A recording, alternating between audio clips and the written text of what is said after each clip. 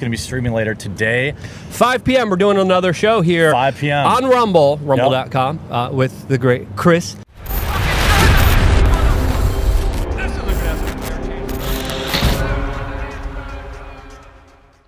I want to remind that I am joined by Luke Rutkowski.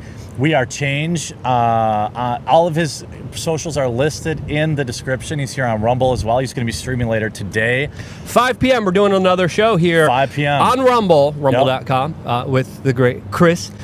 Rumble CEO lurking in the background. He's watching us in the background here. If you want to come in here. Come on in. I don't know how the cameras are set up here. I think we got more room on this. This I can side. slide over this way. And then we could also share a mic too. Chris, do you want to get in on here? We got another chair on here. Yeah, let's share this. Oh, you're going that way? Yeah, okay. yeah. And then we could just share the mic. And then if you're here, you should be in the shot. You're good. Yeah, we practiced this a few times already, so we should go. Oh, okay. Chris! If we shift a little bit more to the left, we'll be good. But isn't it weird to see the CEO of a company actually involved in their production? This is kind of mind-blowing to me. He's actually here working. We met in person last night for the first time. That was interesting. I wasn't expecting a full latex suit, but it was a good way, a good way to make an impression. Yeah, well, thanks for guys coming out.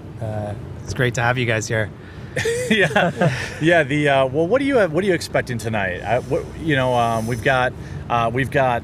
Who else is going to be coming on? Because you got a lot of people coming here. Greenwald was here last night. Who else is coming on? What else is going to be the lineup other than the really amazing show called We Are Change? It's going to be on 5 p.m. on Rumble.com. Other than that show, who else do you have coming on tonight that you're really excited about? So we got Don Jr. right after this. Okay. Oh, Don Jr. Two, okay. and I think he's bringing on Kari Lake and MTG. Oh, so we're opening up for and, Don Jr. actually, Luke. I think he's at 2 o'clock, and then Kimberly Guilfoyle as well. Are they all on their own channels too, or they'll be running on? They'll be simulcasting, I think, on both their channels. At the same time, and then we got there'll be some Crowder. Well, not Crowder himself, but Gerald's in town. I thought he dipped. Crowder couldn't come out here. Come on, Crowder. He's live in his studio, I think, today. Oh, son of a gun. Yeah. Typical Crowder. Texted me yesterday. Damn saying, Canucks. He's like, how's it going? So the internet has changed the last time I've been on with you. Remember, I was with Timcast. You gave me a really tough stream that one. Remember that? Of course, you have to.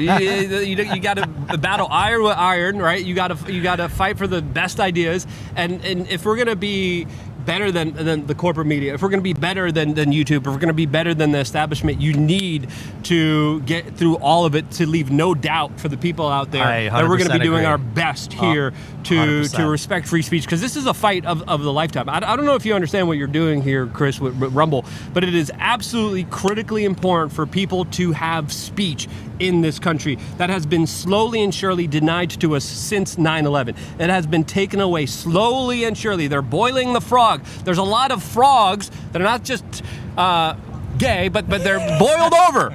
There's a few frogs remaining that are still good, that are still jumping up and still willing to fight for the larger principles, ideas that this country was founded upon. And the most important one is the First Amendment. It's free speech. You're fighting for that, and that's why let's get ahead to it. Let's iron sharpen iron. And how's the fight for you? Because I know there's a lot of obstacles, there's a lot of problems, there's been a lot of controversy with Fox as well. What can you tell us? What's been going on? So it's been, like, plain and simple, very difficult in so many different ways. We're constantly under attack. There's not only are we facing like your typical DOS attacks, and you're facing typical vendor attacks. The French government came after you. We got governments too. The French. We got governments too. Emmanuel Macron, the former Rothschild banker, is like, oh no, Rumble, no. That's crazy though. Yeah. When you have an actual government that thinks you don't have any jurisdiction there, you're not operating there, that think they have the courage to go and knock on our door and say, hey, we're going to shut you off at the IP level if you don't do this and remove this creator. And we're like, holy shit, what did this creator do? Did they incite violence? Did they do something crazy? And we're like, holy shit, they didn't do anything. We got kids watching. Family. Holy shoot. Holy shoot. We got kids watching there. Come on, Chris. All right, I'll behave.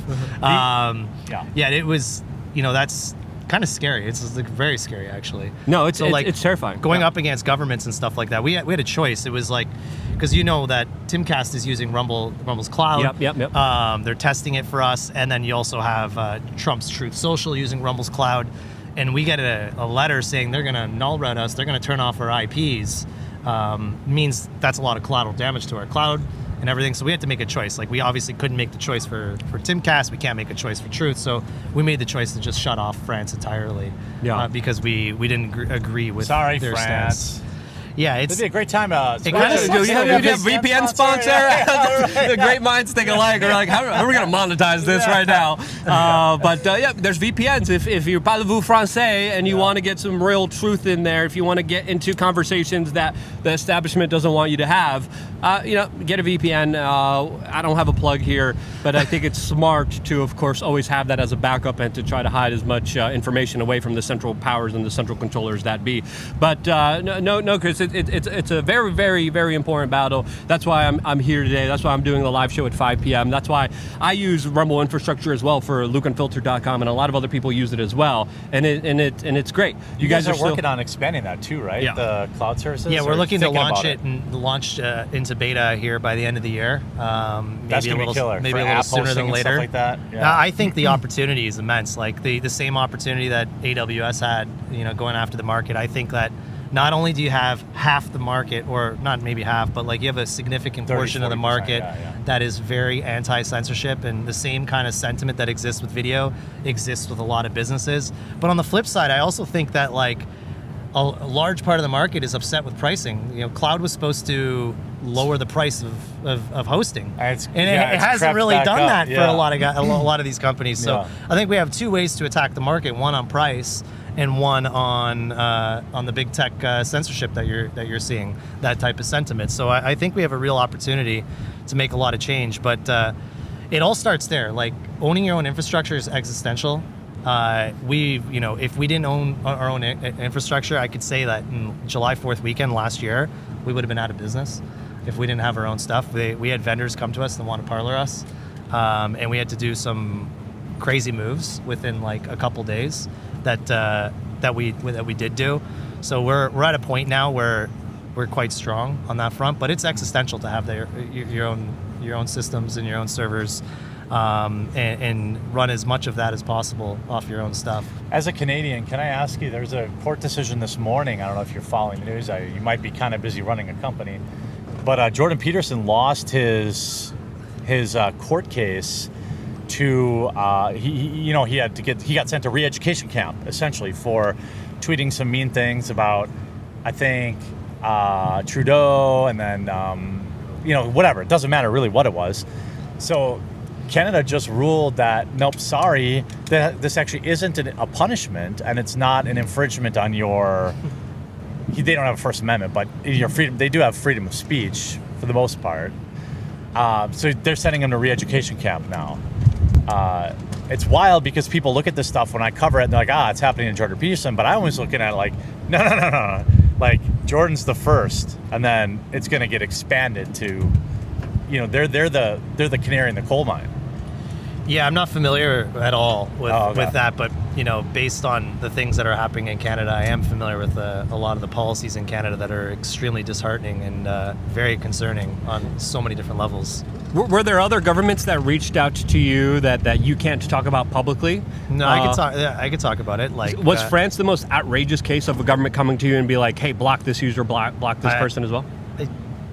There's, in terms of like what the punishment would be, I guess like shutting you down at an IP level is pretty extreme. Brazil's been not any nicer. What's disheartening is that there's a lot of people out there that said they were going to fight against like censorship and government censorship, and they're not living up to it the way that we have lived up to it. So we're pretty much on our own when it comes to pushing back on government censorship. Is there anything specifically that you want people to do or politicians to do? Is there anything that we could do for this fight for the First Amendment that would help? Is there a key issue here? Well, a strategy that we could implement or a policy that we could call for that could help impact free speech? I think us being here right now is a demonstration of how everyone has helped us already and the best help you can give to Rumble is, support the platform, be on the platform, and advocate for free speech. Like if we didn't have this large constituent and population on Rumble watching content, we wouldn't be here. Yeah. This would be on YouTube or whatnot. But because there's so much support for what we're doing, not just by like all the candidates, pretty much unanimously, but also more importantly the people.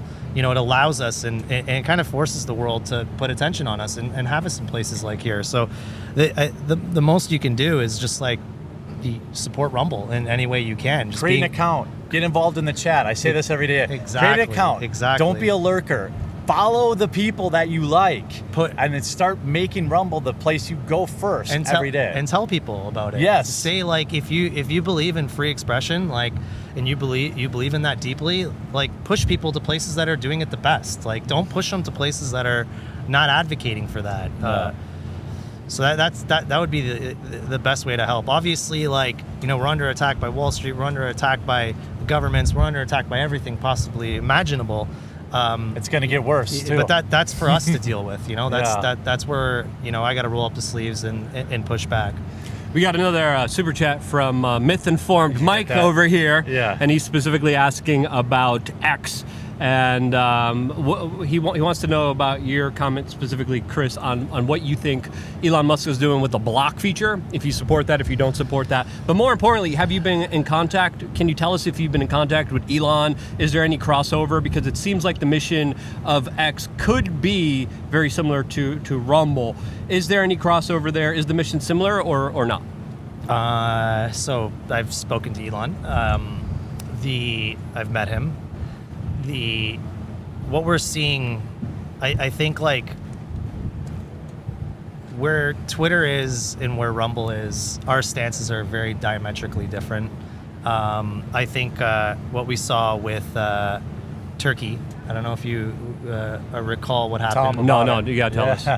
Okay, so I would say that this was a very concerning moment, and not the decision that Rumble takes, and not the decision that Rumble would take.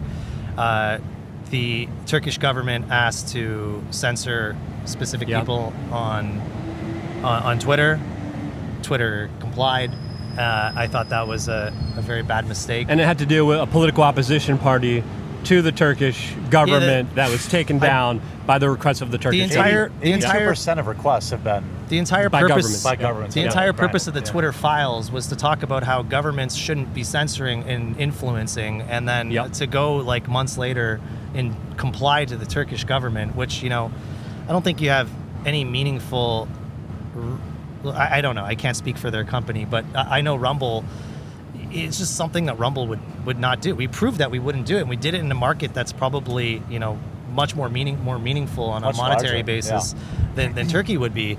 But it was in my opinion a very poor decision, and I would love to have someone out there blocking countries against censorship at the same time Rumble is doing, because if you have if you start putting up a wall to these countries, the people are going to get upset. Yeah. And that's what's going to create change. You're not going to create change by just capitulating when someone asks you to remove somebody that doesn't violate your own policies. That's the wrong way to go. And another thing, we just saw there was a tweet where Laura Loomer just got demonetized on Twitter. Yeah. And Elon responded saying that we're not going to help you with advertisers. Go figure it out. I don't know what exactly you wrote, but you're on your own. It really wasn't something I would write to somebody. Yeah.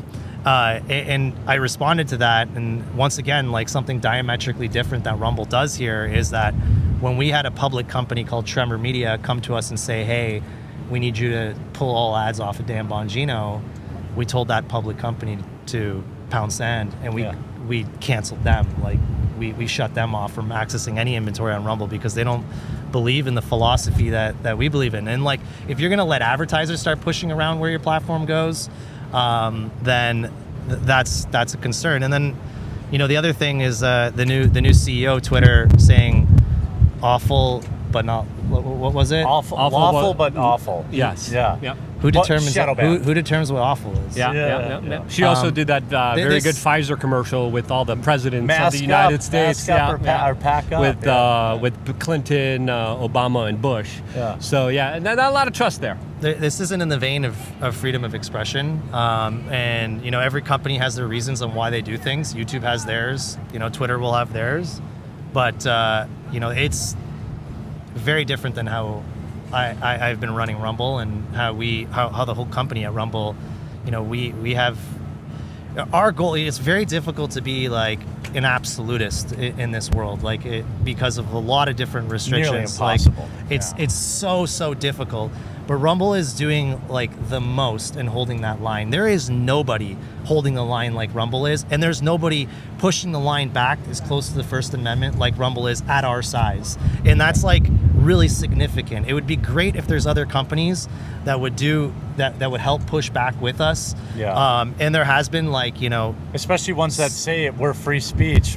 What about decentralizing the kind of infrastructure? What if people ran their own kind of servers and their own nodes? Because I have LukeUnfiltered.com, my own platform, and I use Rumble's infrastructure. Yeah. What if I could get my tech guy to help set up some of the infrastructure, so I host my own videos, I host my own content, but use Rumble as a directory? Would that be something that you would be potentially open to? And sorry, we only got 5 minutes left. We also got do you call them super chats? What do you call them? Whoa. Rumble rants. Rumble rants. We got a $100 Rumble rant. Is that what you call them? Sorry, I'm new Rumble to this. rant. It's a Rumble rant. I'm doing my first ever stream on Rumble later on today, 5 p.m. So don't forget to tune into that. But you got a $100 Rumble rant. I don't know if you want to quickly answer that question about decentralization, but then we'll go to Jeremy, and Jeremy will close those off. Go ahead. Yeah, decentralization is in my opinion a very good thing. It's great. I believe in it wholeheartedly. I also think it's very difficult for video to decentralize video, just because if you try to decentralize video and serve video, if you think there's live streaming problems on Rumble, sometimes you're gonna have some real issues on any kind of decentralization. So the technology is not there to support video quite yet, but I'm a firm believer in it.